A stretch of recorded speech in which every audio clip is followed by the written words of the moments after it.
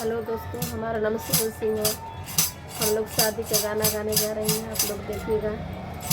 बहुत सुंदर गाना हम लोग शादी का गाने जा रहे हैं। आप लोग देखिएगा, कमेंट कीजिएगा हम लोग का गाना कैसा है। पूरा आवाज़ देखेंगे आप लोग तो समझ आएगा हम लोग का गाना कैसा है। आप लोग देखिएगा, बहुत सुंदर शादी का गाना है। लगन चल रहा है ना, इसीलिए हम लोग गा रहे हैं। बेटी का बाबा हो घर बार खोजे निकल आमा का वरवा दैले आमा का वरवा दैले बेटी का बाबा हो घर बार खोजे निकल आमा का वरवा दैले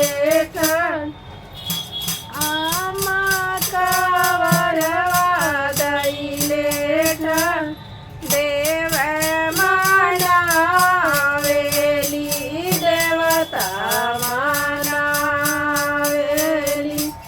अधिक मानावेली गोसाई अधिक मानावेली गोसाई ऐसा घर बर बेटी के मिले हो कुशल रह बेटी हमार सुख रह बेटी हमार बेटी का चाचा हो घर बर खोजे निकल चाची दवड़िया दैले चाची दवड़िया दैले ऐसा देव मानावेली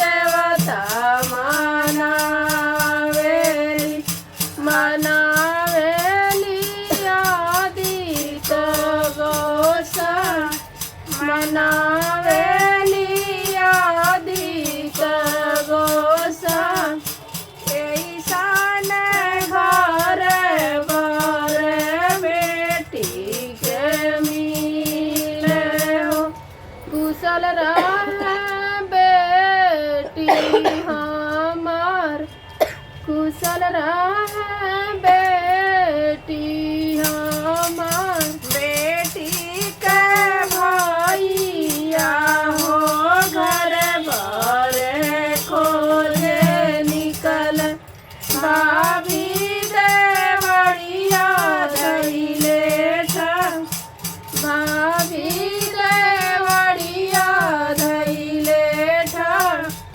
देव मानावे भाभी देवता मानावेली मानावेली आदित गोसाई मानावेली आदित गोसाई ऐसा